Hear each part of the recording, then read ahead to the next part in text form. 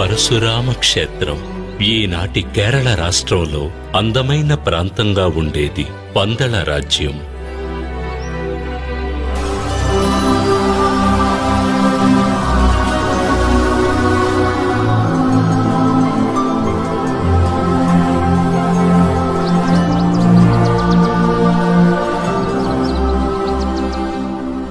అడవులతో నిండిన భూమి. ఆనాడు గాలిలో పువ్వుల సువాసనతో పాటు సంగీతం కూడా కలిసి ఉండేది.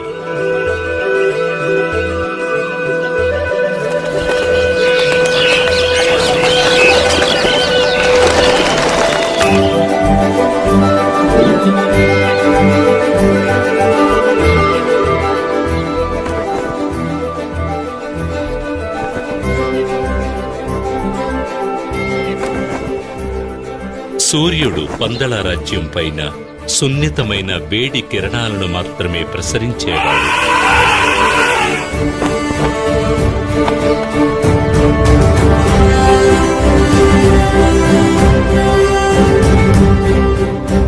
రాజశేఖర మహారాజు పరిపాలనలో పందళ రాజ్యం సుభిక్షంగా విరాజిల్లింది. అయినా ఆ రాజ్యాన్ని ఏలే మహారాజుకి, సుఖ సంతోషాలకు లోటులేని ఆ రారాజుకి ఒక వేదన ఉండేది. అవును, అదే పుత్రులు లేరనే బాధ.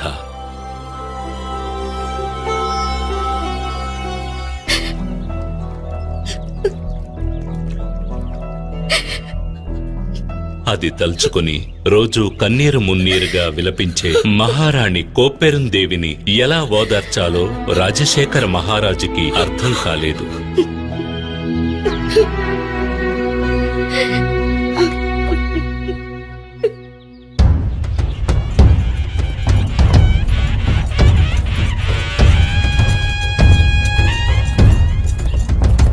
ఒకరోజు రాజశేఖరుడు నగర సంచారం చేస్తుండగా, ఇదిగో మన మహారాజు ఎంత అద్భుతంగా మన రాజ్యాన్ని, ప్రజల్ని పరిపాలిస్తున్నారు. ఇటువంటి మహారాజు లభించడం మన పూర్వజన్మ సుకృతం అనాలి. నిజమే, కానీ ఎన్ని ఉన్నా ఏం ప్రయోజనం? మహారాజుకి పుత్రభాగ్యం లేదే. మన మహారాజు తర్వాత ఈ రాజ్యాన్ని పాలించడానికి ఒక వారసుడు లేకుండా పోయాడే. ఇది విని మహారాజు కుమిలిపోయాడు. చివరికి భగవంతుని ప్రార్థించడం తప్ప ఆయనకు మరో మార్గం గోచరించలేదు.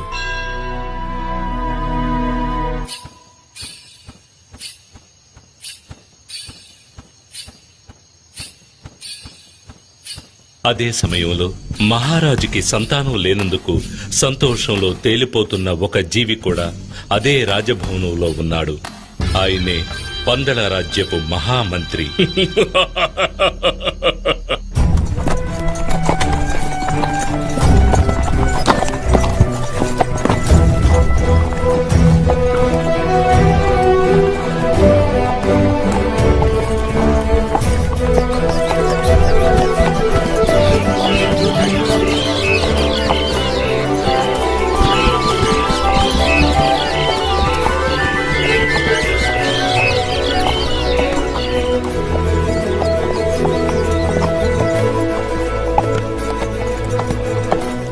ఒకనాడు రాజశేఖర మహారాజు తన మంత్రులు, పరివారంతో సహా వేటకు బయలుదేరాడు. ఆ రోజు ఎన్నడూ లేని విధంగా మనసు ప్రశాంతంగా ఉండడాన్ని, హృదయం సంతోషంతో నిండి ఉండడాన్ని గ్రహించాడు. మహామంత్రి, నేటి ఉదయం నుండి నా చుట్టూ అన్ని శుభశకునాలే కనిపిస్తున్నాయి. నా జీవితంలో ఏదో మంచి జరగబోతున్నట్లు, హృదయంలోని శోకం మొత్తం తొలగిపోనున్నట్లుగా అనిపిస్తుంది. ఆ విధంగా జరిగితే నాకు కూడా ఎంతో సంతోషం మహారాజా. మహారాజు ఎదుట నమ్మకస్తునిలా నటిస్తూ మహారాజు స్థానాన్ని ఆక్రమించాలని కలలు కంటున్న మహామంత్రి వారసుడు లేని రాజ్యం తర్వాత తనకే సొంతమని భావిస్తున్న వేళ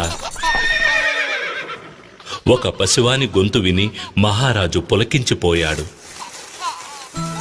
అక్కడ మెడలో మణిమాలతో ఒక బాలుడు కనిపించాడు. ఎవరీ పసివాడు? ఈ బాలుడు ఇక్కడ ఒంటరిగా ఎలా ఉన్నాడు? మానవ సంచారమే లేని ఈ అటవీ ప్రాంతంలో ఈ బాలుణ్ణి ఎవరు వదిలి వెళ్ళుంటారు?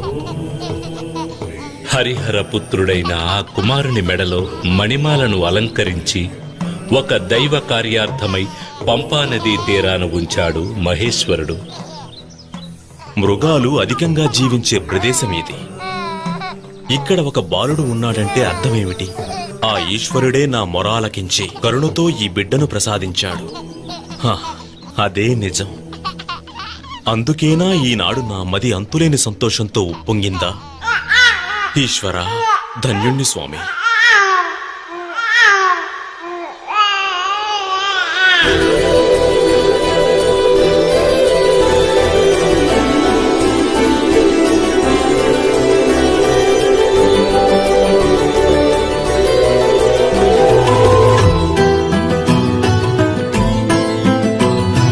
కలి నుంచి కాపాడే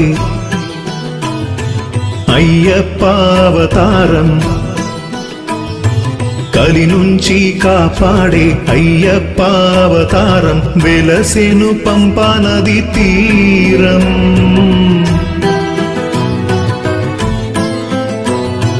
కలి నుంచి కాపాడే అయ్యప్ప అవతారం, వెలసెను పంపా నది తీరం.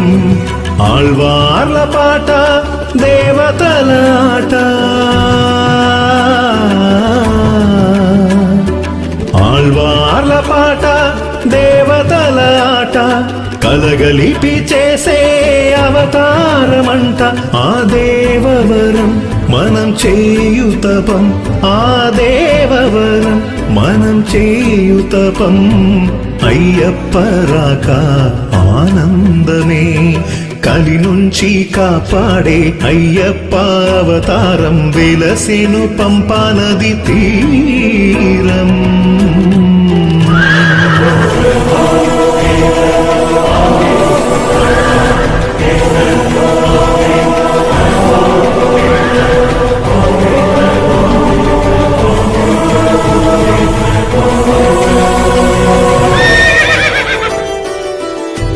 హరిహర సుతుని రాకతో విరిసెను ఆమనే, తన కృప మహిమతోనే సాగు ఈ లోకమే. కలియుగ దైవ దర్శనం పొందిన చాలురా, తొలగును వెతలు అన్నీ జీవితం ధన్యము. ప్రభవించు అయ్యప్ప తేజోవదనం, ఈ జన్మకి మరు జన్మకి దారే చూపు. ప్రభవించు అయ్యప్ప తేజోవదనం, ఈ జన్మకి మరు జన్మకి దారే చూపు. శరణాగతి కోరావంటే కరుణాకరుడే కరుణించులే, అయ్యప్ప రాక ఆనందమే. ఈ రాజ్య ప్రజలకు ఒక శుభవార్త. తమకు వరప్రసాదంగా లభించిన బాలునికి ఎంతో ఘనంగా నామకరణ మహోత్సవం జరిపించాడు మహారాజు.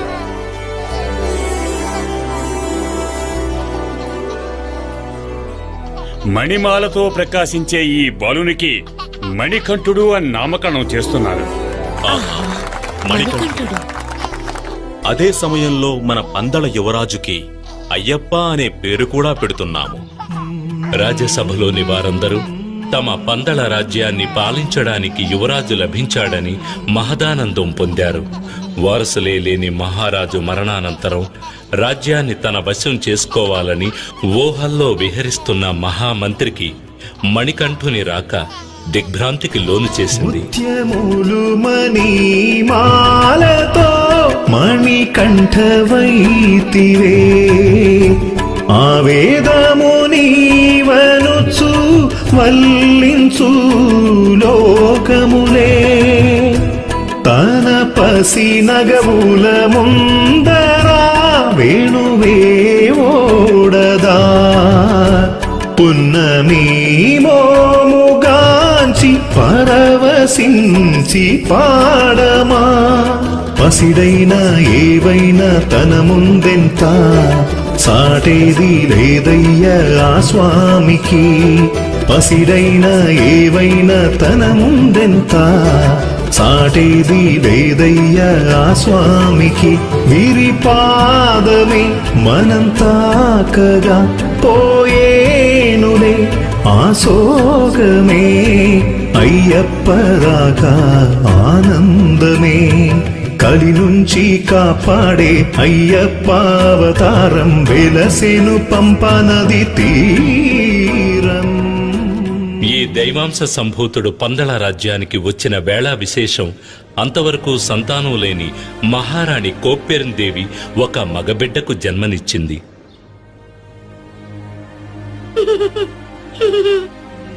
మణికంఠునికి విద్యాభ్యాసం చేయించే సమయం వచ్చింది. అతనిని గురుకులానికి పంపించాలి.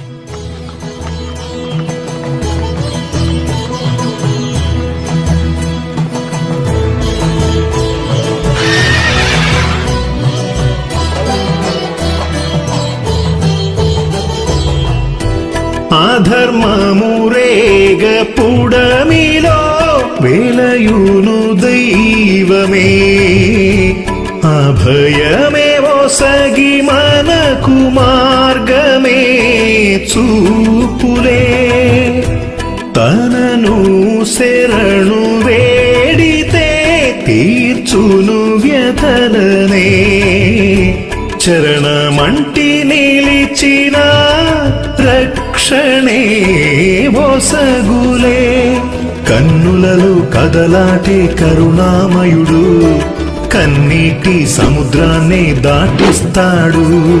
కన్నులలో కదలాటే కరుణామయుడు కన్నీటి సముద్రాన్ని దాటిస్తాడు.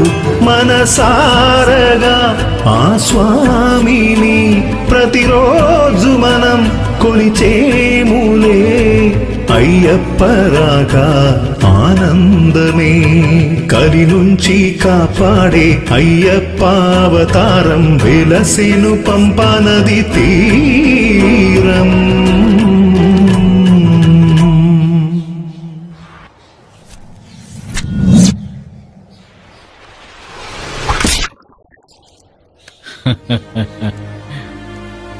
ఈ మణికంఠుడు ఒక సామాన్య బాలకుడు కానే కాడు. ఇతడు ఒక అవతార పురుషుడే అయ్యుండాలి. ఇతనికి గురువుగా ఉండి విద్యను నేర్పించటం నా పూర్వజన్మ సుకృతం. మణికంఠుడు గురుకులంలో ఉత్తమ విద్యార్థిగా పేరుగాంచాడు. విద్య, ప్రశ్నించడం, జ్ఞానం ఇంకా ఇతర కళలను అతి త్వరగా నేర్చుకున్నాడు.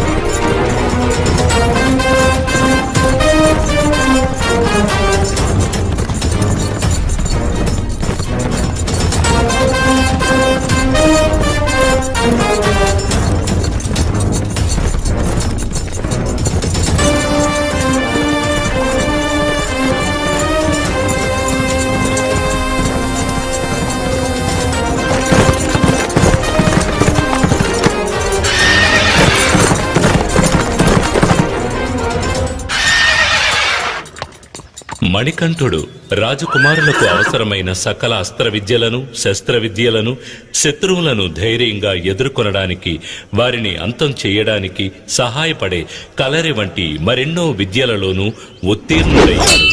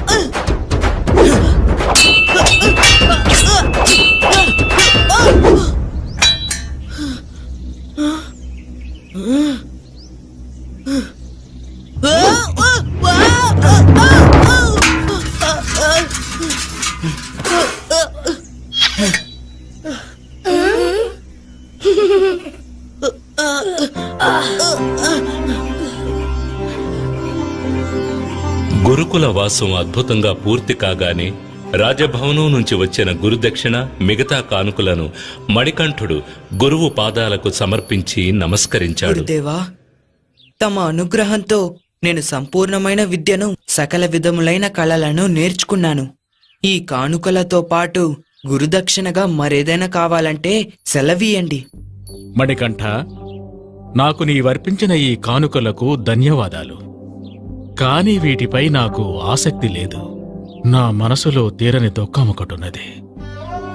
అది నీవే తొలగించగలవు. గురుదేవా, తమ మనసులో నెలకొని ఉన్న దుఃఖం ఏమిటనేది నాకు తెలుసు. దానిని తొలగించేందుకు సరైన తరుణము ఇదే. పుట్టిన నాటి నుండి మాట్లాడే శక్తి లేనటువంటి తమ పుత్రుడిని నా ముందుకి తీసుకురండి. నేను చెప్పకుండానే నా మనోవేదనను గ్రహించావు. ఇదే దేవుని చిత్తము.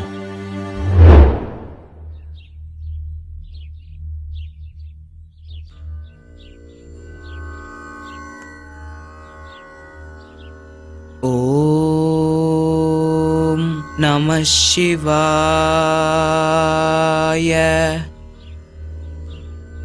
ఓం నమో నారాయణాయ. ఏది చెప్పు చూద్దాం. ఓం నమః శివాయ. అంతే, చెప్పు. ఓం నమో నారాయణాయ.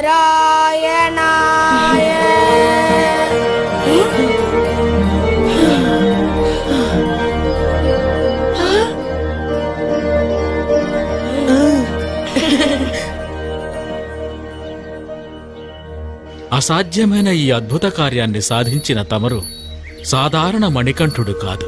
తమరు ఎవరు? తమరు ఎవరు స్వామి? తమ సందేహం సరైనదే గురుదేవా. ఒక అసుర సంహారం గావించి దుష్టులను శిక్షించి ఈ కలియుగాన్ని రక్షించేందుకు నేను అవతరించాను. ఈ రహస్యం తమకు మాత్రమే తెలిసినదిగా ఉండనివ్వండి గురుదేవా. నా అవతార లక్ష్యం ముగిసిన పిదప నా దర్శనానికొచ్చే భక్తులకు ఉత్తరా నక్షత్రంగా నేను దర్శనమిస్తాను. ఇదే నేను తమకు ఇచ్చే గురుదక్షిణ. సెలవు గురుదేవా. గురుకుల వాసం పూర్తి చేసుకుని రాజభవనానికి తిరిగి వచ్చిన మణికంఠునికి ఆనంద బాష్పాలతో మహారాణి స్వాగతం పలికింది.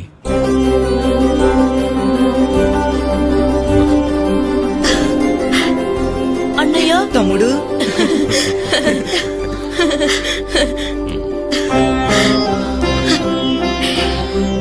మణికంఠ, నా బిడ్డ ఎంతగా ఎదిగిపోయాడు, ఎంత అందంగా ఉన్నాడు. తెలివిలో మాత్రం తక్కువ ఏంటి? నా బిడ్డకి నా దృష్టే తగిలేలా ఉంది. ఆ విధంగానే జరిగింది. ఆ తల్లి బిడ్డల అనుబంధం పైన విధి దృష్టి పడింది. కారణం, కోప్పెరుందేవి గర్భాన జన్మించిన కుమారుడు రాజరాజు. అమ్మా,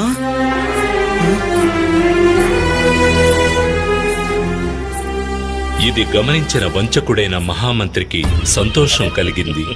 కారణం, దుష్టుడైన మహామంత్రి దైవాంశ సంభూతుడైన అయ్యప్పను సమీపించినప్పుడల్లా ఏదో తెలియని భయానికి గురయ్యేవాడు. తాను మహారాజయ్యే అవకాశం చేజారిపోయినా మణికంఠుడు మాత్రం సింహాసనాన్ని అధిష్ఠించడానికి వీల్లేదని నిర్ణయించుకున్నాడు. అందుకోసం ఎన్నో కుట్రలు కుతంత్రాలు పన్నాడు. అందులో ఒక భాగంగా మణికంఠుడు తాగవలసిన పాలలో విషాన్ని కలిపాడు.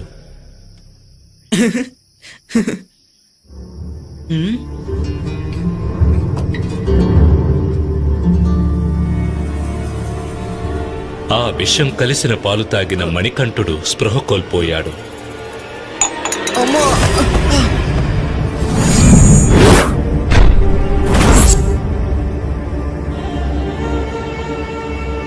వెంటనే రాజవైద్యులందరూ కలిసి మణికంఠుని కాపాడేందుకు ఎన్నో రకాల వైద్యాలు చేసినా అది సాధ్యం కాక తప్పించారు.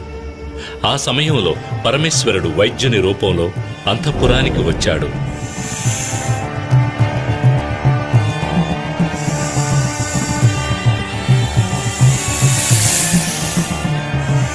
మణికంఠుని శరీరంలోని విషాన్ని తన మెడలోని సర్పం ద్వారా బయటకు రప్పించి అతన్ని ఆరోగ్యవంతుణ్ణి చేశాడు.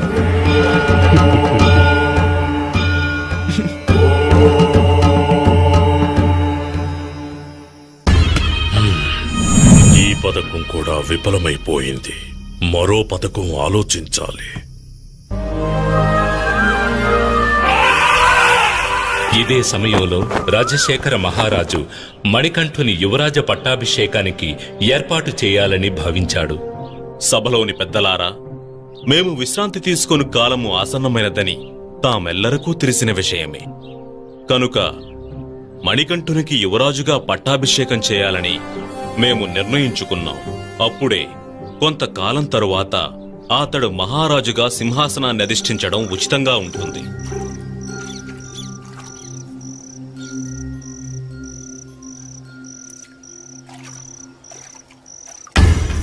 ఇదే తగిన తరుణమని భావించిన మహామంత్రి మహారాణిని ఒంటరిగా కలుసుకునే పథకం వేశాడు.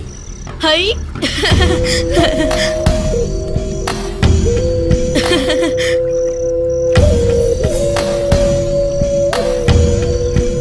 ప్రణామాలు మహారాణి. ఏమిటి మంత్రివర్య ఈ సమయంలో? తమ అనుమతి లేకుండా అంతఃపురంలోనికి వచ్చినందుకు క్షమించండి. విషయం చాలా ముఖ్యమైనది. అందుచేతనే ఈ సమయంలో ఇక్కడికి రావాల్సి వచ్చింది. పర్వాలేదు. ఆ విషయం ఏమిటి మంత్రివర్య? కొద్ది కాలంగా తమ మనసును వేధిస్తున్న విషయం గురించి నాకు తెలుసు. ఇక ఈ రాజ్యాన్ని పరిపాలించేందుకు మీకు జన్మించిన కుమారుడే కదా నిజమైన వారసుడు. ఇతడు కాక మరొకరు అధికారం పొందడం ఎలా న్యాయం? జాగ్రత్తగా ఉండండి. నేను వస్తాను మహారాణి. 12 సంవత్సరాలు పెంచిన ప్రేమంతా మాయమైపోగా తన బిడ్డ రాజరాజే సర్వస్వంగా భావించింది మహారాణి కోప్పెరుందేవి. తమ్ముడు రా. అన్నయ్య,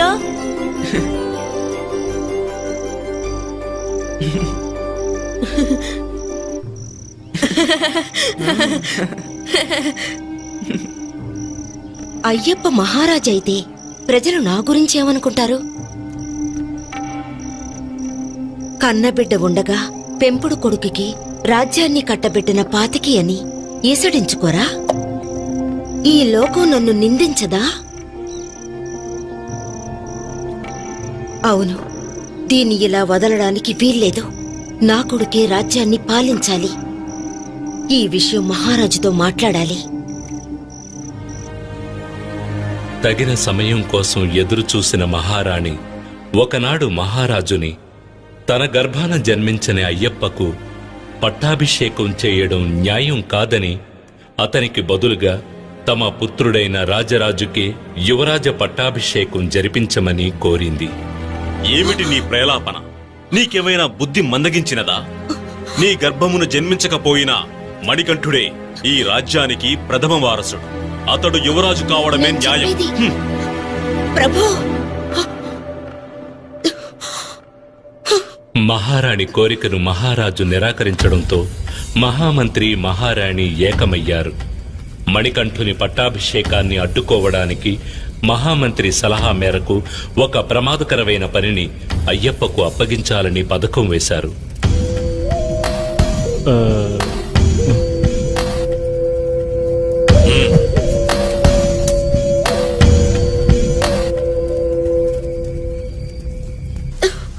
పథకం ప్రకారం కోప్పెరుందేవి విపరీతంగా తలనొప్పి వచ్చినట్టు నటించింది. అమ్మా, నొప్పి భరించలేకున్నాను ప్రభు, నొప్పి భరించలేకున్నాను, తట్టుకోలేకపోతున్నాను. మహారాజా, మహారాణి వారికి ఏర్పడిన ఈ తలనొప్పి ఎంతో భయంకరమైనది. అడవికెళ్లి పులిపాలు తీసుకొస్తే మాత్రమే ఇది నయమవుతుంది.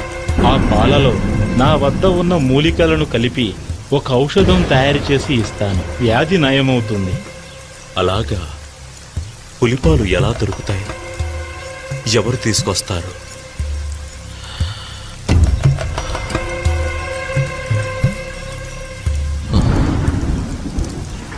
తండ్రి, తల్లిగారి తలనొప్పి పోయేందుకు నేనే అడవికి వెళ్ళి పులిపాలు తీసుకొస్తాను.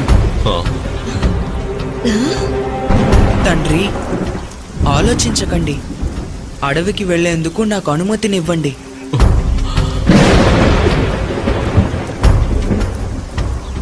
అయ్యప్ప దృఢమైన మాటలలోనూ స్థిరమైన చూపులోనూ దైవత్వాన్ని గ్రహించిన పందలరాజు అయ్యప్ప అడవికి వెళ్లేందుకు అనుమతినిచ్చాడు.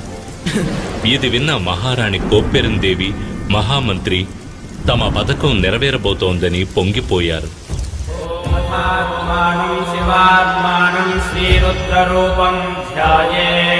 శివభక్తుడైన రాజశేఖర మహారాజు అయ్యప్ప బయలుదేరడానికి ముందు ఈశ్వరుని పూజించి 3 కళ్ళ కొబ్బరికాయను దైవప్రసాదంగా అయ్యప్ప తీసుకువెళ్లేందుకు ఇచ్చాడు. దానితో పాటు కొన్ని ఆహార పదార్థాలు పెట్టి దాన్ని ఇరుముడిగా అయ్యప్పకు ఇచ్చి పంపించాడు.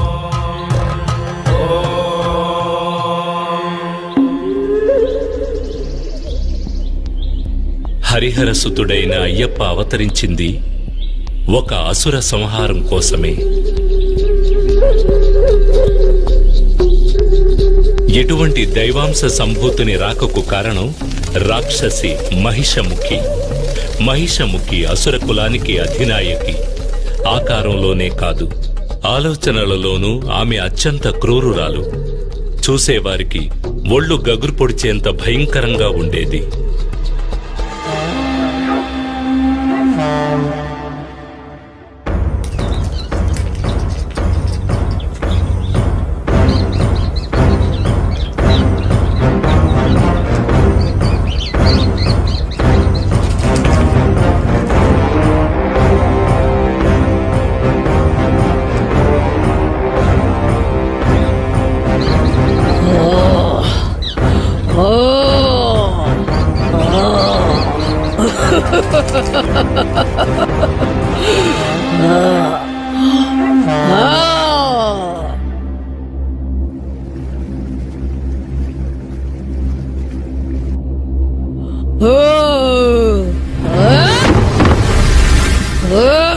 అంతటి క్రూరురాలైన మహిషముఖి ఒకప్పుడు భయంతో వణికిపోయిందంటే మనం నమ్మగలమా?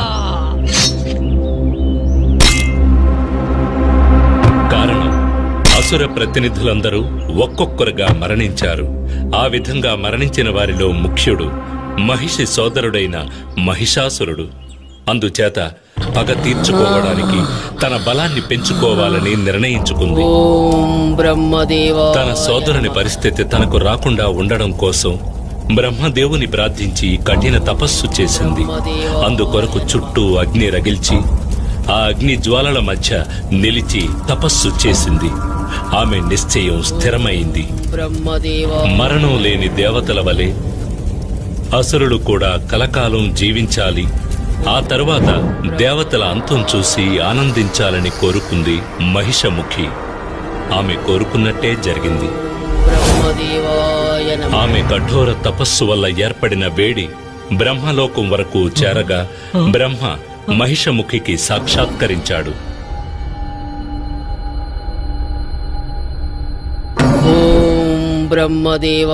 మహిషముఖి, నీ తపస్సుకు నేను ప్రసన్నుడనైనాను. కళ్ళు తెరు. ప్రణామం చతుర్ముఖ. నా కోరికను మన్నించి నాకు సాక్షాత్కరించినందుకు ధన్యవాదములు. మంచిది మహిషముఖి, నీకు ఏం వరం కావాలో కోరుకో. ఓ బ్రహ్మదేవా, దేవతలకు వలనే నాకు కూడా మరణం ఉండకూడదు. అటువంటి వరం అసాధ్యం మహిషి. మరణాన్ని ఎవ్వరూ తప్పించుకోలేరు. మరణం అనేది సృష్టిలో సహజం. కాని నీకు నేను ఒక వరాన్ని ఇస్తున్నాను. నువ్వు ఎలా ఎవరి చేతిలో మరణించాలనుకుంటున్నావో ఆ విధంగా నీకు మరణం సంభవించేలా నేను వరాన్నిస్తున్నాను. బ్రహ్మదేవా, నీరు, నిప్పు, భూమి, గాలి మరియు ఏ విధమైన వ్యాధి వల్లను ఆయుధం వల్లను నాకు మరణం సంభవించకూడదు. పంచాక్షరి నాయకుడైన శివుని అంశ, అష్టాక్షర నాయకుడైన విష్ణువు అంశ కలిసిన ఒక జీవి చేతిలోనే నాకు మరణం అనేది సంభవించాలి. ఆ విధంగా దైవాంశతో జన్మించిన ఒక మానవుడు కూడా ఒక బాలకునిగానే ఉండి తీరాలి. నీవు కోరిన వరాన్ని ప్రసాదిస్తున్నాను మహిషముఖి. ఆయుష్మాన్ భవ. తన మరణాన్ని తానే నిర్ణయించుకున్న సంతోషంతో మహిషి దేవతలను ఋషులను చిత్రవధ చేసి వధించసాగింది. ఓం నమః శివాయ. ఓం నమః శివాయ. ఓం నమః శివాయ. ఓం నమః శివాయ. ఓం నమః శివాయ. ఓం నమః శివాయ. ఏమిటిది?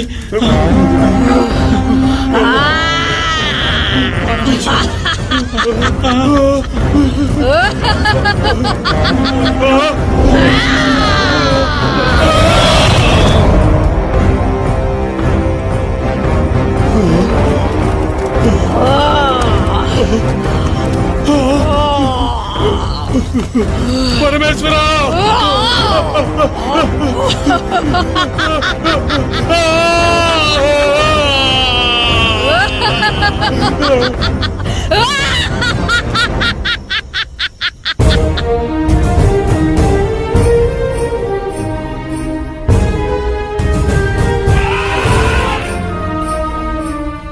ఇక్కడ ఇంకొక సంఘటన గురించి ప్రస్తావించడం ఉచితంగా ఉంటుంది. ఒకనాడు ఇంద్రుడు ఐరావతంపై సంచరిస్తూ ఉండగా దుర్వాస మహర్షి ఎదురైనాడు. దేవదేవ, మహావిష్ణు సతి మహాలక్ష్మి ఆశీస్సులతో ఇచ్చిన ఈ పూలమాలను నీకు కానుకగా ఇస్తున్నాను. దీనిని గ్రహించి సుఖంగా ఉండు.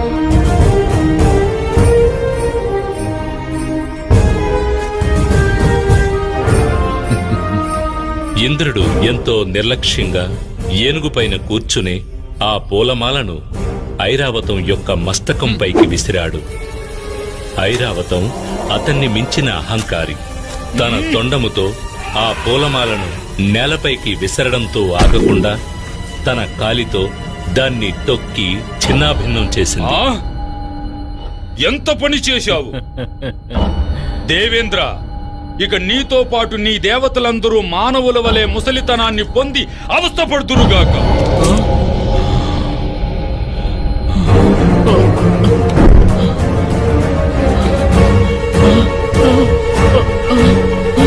నా దేహం, నా చేతులు.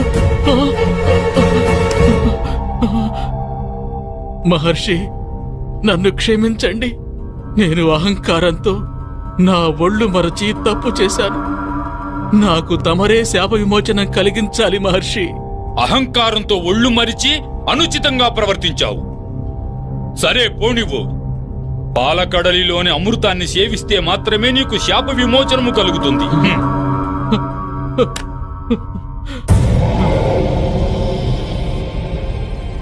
ఈ సమయంలో మహిషముఖి దేవతలతో యుద్ధం చేసి ఇంద్రలోకాన్ని కైవసం చేసుకుంది.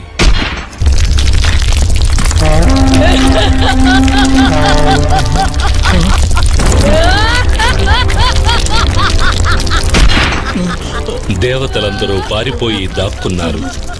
అది మాత్రమే కాక దుర్వాస మహాముని శాపం వల్ల మానవుల వలె ముసలితనంతో అవస్థపడుతున్న దేవతలందరూ శాప విమోచనం కొరకు కైలాసం వెళ్లాలని నిర్ణయించుకున్నారు. పరమేశ్వర, శరణు శరణు. సదాశివ, మాకు అభయం ఇవ్వండి. జరిగినదంతా నాకు తెలుసు ఇంద్ర. ఈశ్వర, మాకు ఏర్పడిన ఈ కష్టం నుండి తమరే మమ్మల్ని రక్షించాలి. బలహీనులైన మీరు పాలకడలిని మదించడం అసాధ్యం. కనుక మీకు తోడుగా అసురులను కూడా పంపెదను. మీరిరువురూ కలిసి ఆ పాల సముద్రమును మదించిన అందులో వచ్చే అమృతాన్ని సరిసమానంగా పంచుకొనుడు.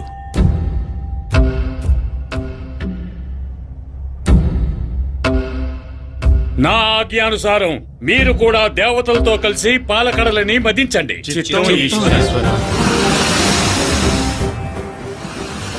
తమ శక్తినంతా ఏకం చేసి దేవతలు రాక్షసులు పాల సముద్రాన్ని చిలికారు.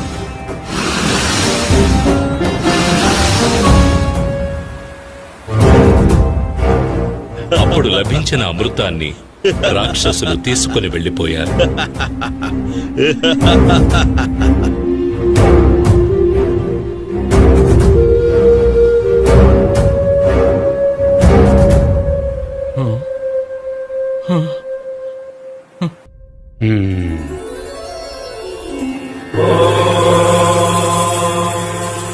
చక్రపాణి, ఇక తమ లీల ప్రారంభించవచ్చు.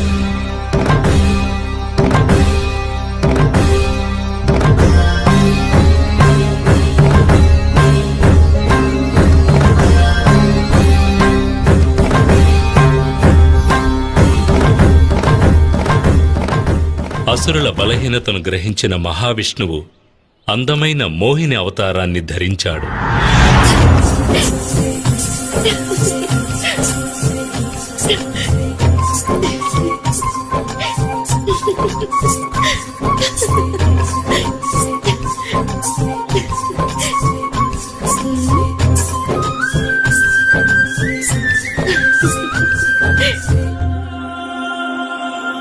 తన అందంతో రాక్షసులను మైమరిపింపజేసి వారి నుంచి అమృతమును తీసుకుని దేవతలకు ఇచ్చి శాపం నుంచి విముక్తులను కావించాడు.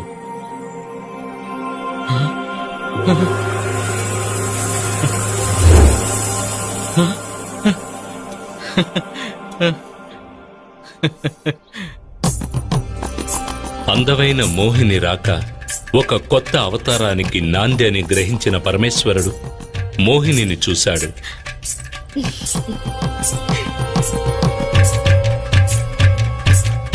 శివుని అంశ విష్ణువు అంశ ఏకం కావడం జరిగింది. తత్ఫలితంగా జ్యోతి స్వరూపుడైన అద్భుతమైన మగబిడ్డ జన్మించాడు. ఆ దైవాంశ సంభూతుడే రక్కసిని అంతం చేసేందుకు అవతరించిన మణికంఠుడు.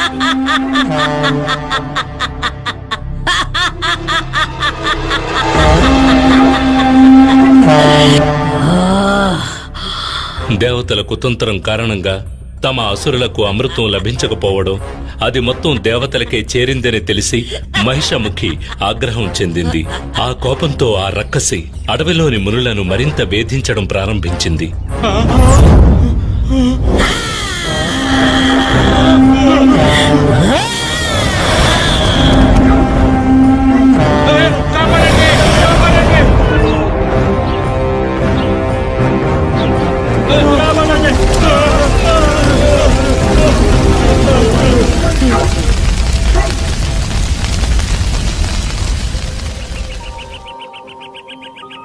ఈ సమయంలోనే పులిపాల కొరకు వచ్చిన అయ్యప్ప అదే అడవిలోకి ప్రవేశించాడు.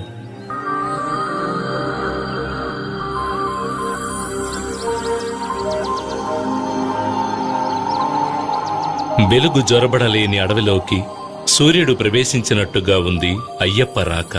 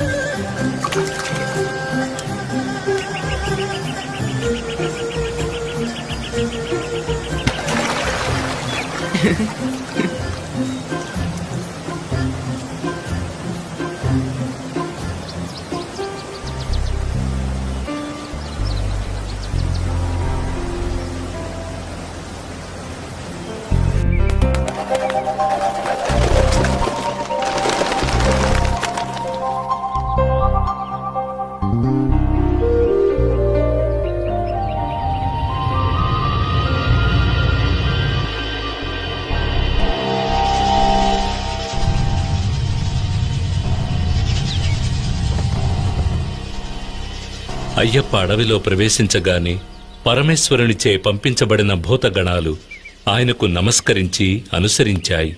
దేవేంద్రునితో పాటు దేవతలు కూడా అయ్యప్పకు తోడుగా వచ్చారు. అయ్యప్ప రాక గురించి మహిషికి తెలిసింది. అతనిని అంతం చెయ్యదలచి యుద్ధానికి సిద్ధమయ్యింది. తనని ఎదిరించేందుకు ఒక బాలకుడు రావడం చూసి ఆ రక్కసి నవ్వింది.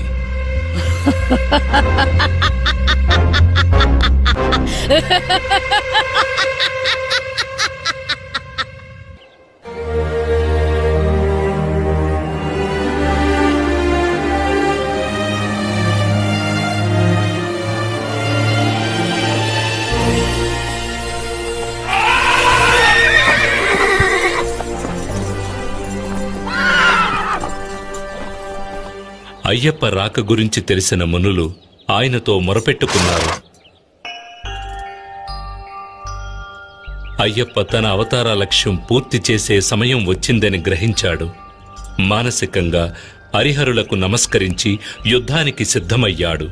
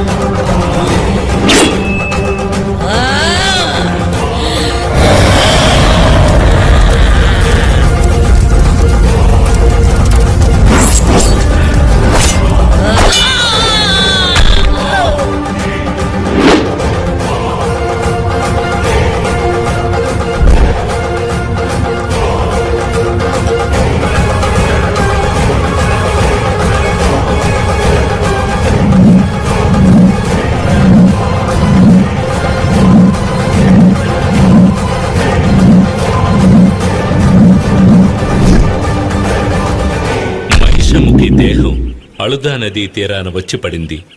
ఆమె తిరిగి లేచేలోగా అయ్యప్ప ఆమె వీపుపైకెక్కి వీరతాండవం చేసి ఆమెను సంహరించాడు.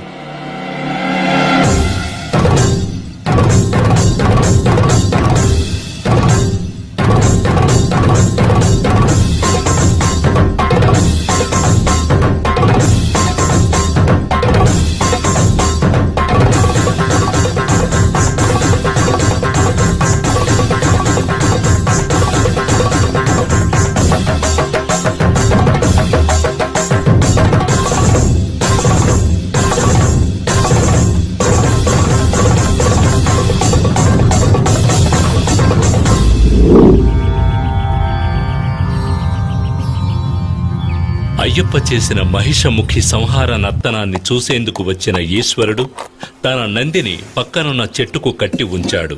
అందుచేత ఆ స్థలం కాళే కట్టి అని పిలువబడుతున్నది.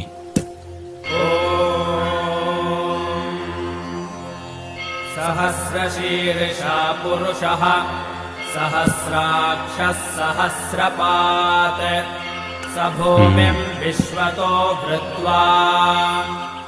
అయ్యప్ప పవిత్ర పాదస్పర్శ వల్ల మహిషముఖి శరీరం నుండి విడుదలై శాప విమోచనం పొందింది లీలావతి. అయ్యప్పకు ప్రణమిల్లింది. స్వామి, తమ పవిత్ర పాదస్పర్శ చేత నాకు శాప విముక్తి కలిగింది. ఇక నేను తమకే సొంతం. నన్ను స్వీకరించి అనుగ్రహించండి స్వామి. నీ కోరిక నెరవేరదు. ఈ అవతారములో నిత్య బ్రహ్మచారిగానే నేను ఉండబోతున్నాను. అయినా ఒక్క అవకాశం ఉన్నది. నాకు ఒక ఆలయం కట్టబడుతుంది. అప్పుడు నా దర్శనానికి లక్షలాది భక్తులు వస్తారు. ప్రతి సంవత్సరం నా భక్తుల సంఖ్య పెరుగుతూనే ఉంటుంది. ప్రతి సంవత్సరం కొత్తగా భక్తులు నన్ను మొదటిసారి దర్శించడానికి వస్తారు. ఆ విధంగా ఏ సంవత్సరం అయితే కొత్త భక్తులు ఎవరు రారో అప్పుడు నేను నిన్ను వివాహం ఆడేదను. అంతవరకు ఎదురుచూడు. నా ఆలయానికి సమీపంలో నీకు కూడా ఒక ఆలయం కడతారు. నిన్ను మాళిగైపురత్తమ్మన్ మంజుమాత అని పిలుస్తూ భక్తులు పూజిస్తారు. నా దర్శనానికొచ్చే భక్తులు నీ ఆలయానికి వచ్చి నిన్ను కూడా దర్శించి వెళ్తారు. నాకు సమీపంలోనే ఉన్న నువ్వు ఏ సంవత్సరం కొత్త భక్తులు ఎవరూ నన్ను దర్శించుకోవడానికి రాలేదో తెలుసుకోవచ్చు. అంతవరకు వేచి ఉండు. తమ చిత్తం ఇదే అయితే నా భాగ్యం కూడా ఇదే. తమకు సమీపంలో నాకు ఓ ఆలయం కట్టించి నన్ను కూడా భక్తులు దర్శిస్తారని గౌరవాన్ని కల్పించిన దేవా, మీకు ప్రణామాలు.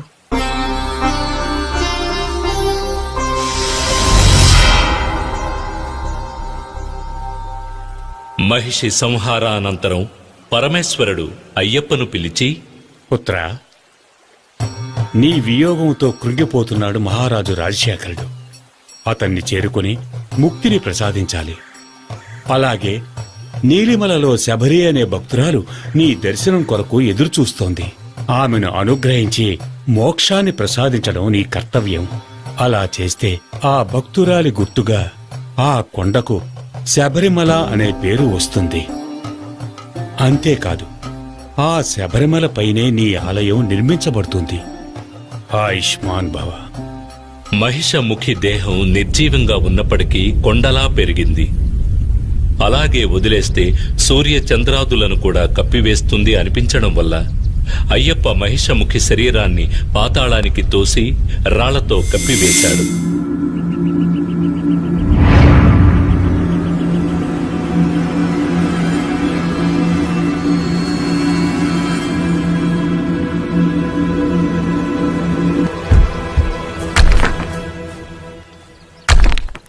స్వామి ఆజ్ఞానుసారం భూతగణాలు, దేవతలు ఒక రాయి తెచ్చివేసి ఆ రాళ్ల గుట్ట కింద మహిషముఖి దేహాన్ని పూడ్చివేశారు.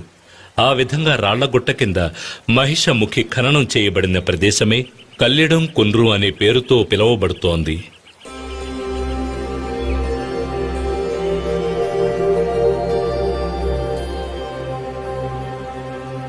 దేవేంద్ర, ఈ సంహారం గావించిన నాకు ఇంకొక కర్తవ్యం ఉన్నది. నా తల్లి విపరీతమైన తలనొప్పితో బాధపడుతూ ఉన్నారు. దానిని పోగొట్టే పులిపాలు కొరకే నేనిక్కడికి వచ్చాను. ఇది నా మీద ఎంతగానో ప్రేమ కలిగిన నాకు 2 కళ్ళ వంటి తల్లిదండ్రులకు నేను చెయ్యవలసిన కర్తవ్యం. కనుక పులిపాలు పొందడానికి తమరే నాకు సహాయం చేయాలి. తప్పకుండా. ఆదిదేవుడు ఈశ్వరుని ఆన ప్రకారం నేను ఆడపులిగా మారి తమకు పాలు ఇచ్చేదను. కాని మీరు ఈ పాత్రని తీసుకువెళ్లి మహారాణికిచ్చి, ఇదిగో తల్లి పులిపాలు, మీ తలనొప్పి కొరకు దీనితో మందు తయారు చేయించండి అని చెబితే వారు నమ్మాలి కదా. కనుక నేను మీతో వచ్చేదను. నా పైన మీరు కూర్చోండి. మనం రాజసభలోకి వెళితే మీరు తీసుకుని వచ్చింది పులిపాలేనని నిరూపితమవుతుంది.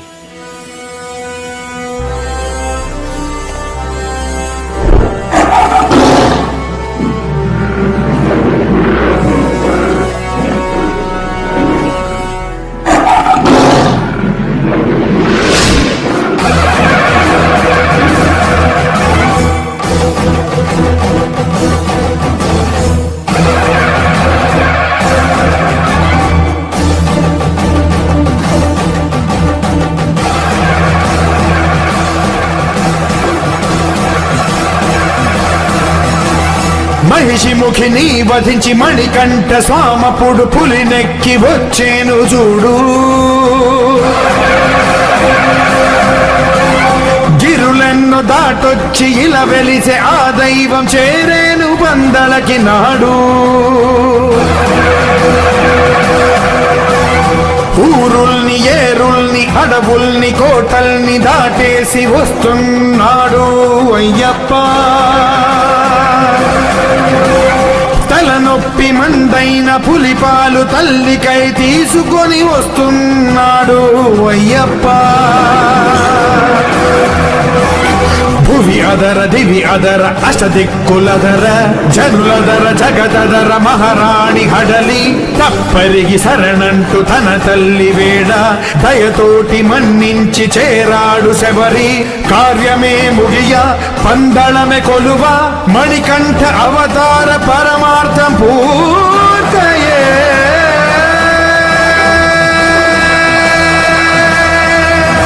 వీరాధివీరుడు పులిని వాహనంగా చేసుకుని మిగిలిన పులులన్నీ వెంటరాగా పందళ రాజ్యాన్ని చేరుకున్నాడు. రాజ్యసభలోని వారందరూ పైకి దూకవలసిన పులులు శాంతంగా నిలిచి ఉన్న విచిత్రమైన సంఘటనను చూసి ఆశ్చర్యచకితులయ్యారు. పులిపాల కొరకు వెళ్లిన అయ్యప్ప తిరిగి రాడని ప్రగాఢ విశ్వాసంతో ఉన్న మహామంత్రి దిగ్భ్రాంతికి లోనయ్యాడు. రాజశేఖర మహారాజు 2 చేతులు జోడించి నమస్కరించాడు. ఆయన కళ్లల్లో ఆనంద బాష్పాలు ఉప్పొంగాయి. తండ్రి, తల్లిగారి తలనొప్పి కొరకు ఇదిగో తీసుకొచ్చాను పులిపాలు. ఈ పాలు సరిపోవని వైద్యులు చెప్పినట్లయితే ఎంత కావాలన్నా తీసుకోవడానికి ఇదిగో ఈ పులులన్నీ నాతో వచ్చాయి. తాము భగవంతుని అవతారమేనని నేను గ్రహించాను. మేము ఏదైనా తప్పు చేసి ఉంటే మమ్మల్ని క్షమించి ఆశీర్వదించండి స్వామి.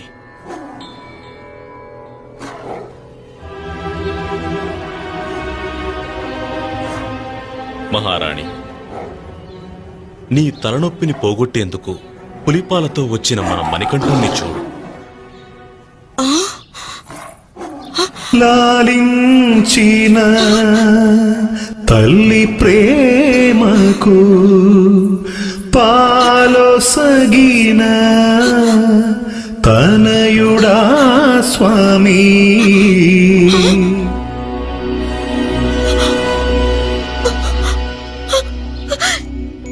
అమ్మలగన్నా అమ్మే అతడు. క్షమించు తండ్రి, నీవు దైవాంశ సంభూతుడవనే నిజాన్ని నా దురాశ వల్ల, నా అహంకారం వల్ల నేను గ్రహించలేకపోయాను. నన్ను క్షమించి రక్షించు పుత్ర, నన్ను క్షమించి రక్షించు.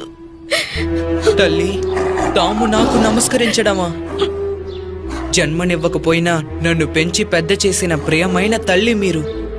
నా అవతార లక్ష్య సాధనకు నాకు సహాయం చేసిన వారు. ఇటువంటి సందర్భం కోసం నన్ను 12 సంవత్సరాలు పెంచిన మీ ప్రేమకి, ఆప్యాయతకి నేను ఏ విధంగా రుణం తీర్చుకోగలను? నాకు జీవితాన్నిచ్చిన దేవత కదా మీరు. సరే అయ్యప్ప, నీ అవతార లక్ష్యం ముగిసింది కదా, ఇక మా దగ్గరే ఉండిపోకూడదా? లేదమ్మా, ఈ అవతారంలో నేను నెరవేర్చవలసిన కర్తవ్యం ఇంకొకటి కూడా ఉన్నది. అది కలియుగంలో ప్రజల్ని సన్మార్గంలో నడిపించవలసిన ముఖ్య కర్తవ్యం. నాకంటూ ఒక స్థానాన్ని ఏర్పరచుకుని నేనక్కడే ఉండి భక్తులను అనుగ్రహించదల్చాను. తండ్రి, మీ రాజ్యంలోని ఏదో ఒక ప్రాంతంలో కొంత చోటివ్వండి. నేనక్కడే ఉండి ప్రజల కష్టాలు తీరుస్తాను. నాయనా, తమకు ఎంత చోటు కావాలో, ఎక్కడ కావాలో తీసుకోండి.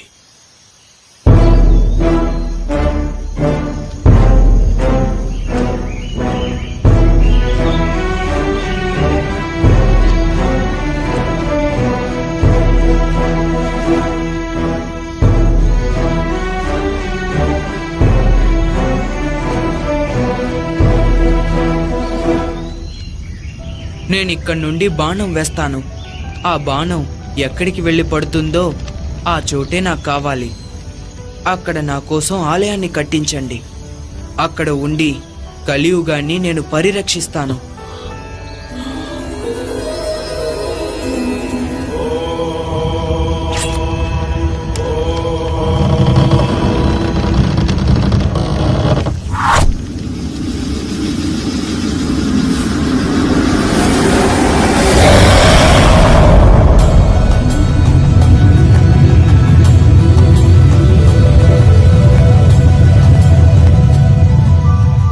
బాణం పడిన చోటే శబరిమల.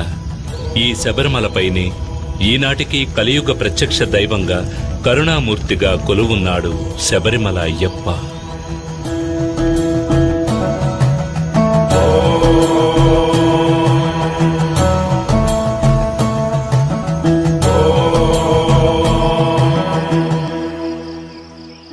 శబరిమలపైన అయ్యప్ప కోరినట్టుగా ఆలయ నిర్మాణాన్ని అతి వేగంగా జరిపించాడు రాజశేఖర మహారాజు.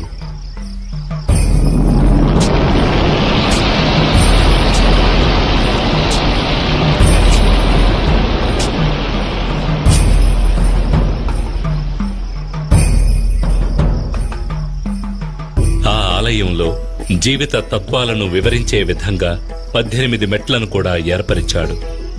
ఈ 18 పవిత్రమైన మెట్లు 18 కొండలకు, 18 మంది దేవతలకు, 18 తత్వాలకు ఆనవాలుగా ఉన్నాయి. 18 కొండలైన ఎంజిపారమల, కాళేకట్టిమల, పుదుచ్చేరిమల, కరిమల, తలైపారామల, దేవరమల, శ్రీపాదమల, మైలాడుమల, మాతంగమల, కాల్కిమల, సిట్రంబలమల, సుందరమల, నాగాంబలమల, గౌండమల, నిలకల్మల, నీలిమల, పొన్నాంబలమల, శబరిమల వంటి కొండలను 18 మంది దేవతలైన వినాయకుడు, శివుడు, పార్వతి, కుమారస్వామి, బ్రహ్మ, విష్ణు, రంగనాథుడు, కాళి, యముడు, సూర్యుడు, చంద్రుడు, కుజుడు, బుధుడు, బృహస్పతి, శుక్రుడు, శనీశ్వరుడు, రాహువు, కేతువు అనే దేవతలను 18 తత్వాలైన చూడడం, వినడం, సువాసన, రుచి, స్పర్శ,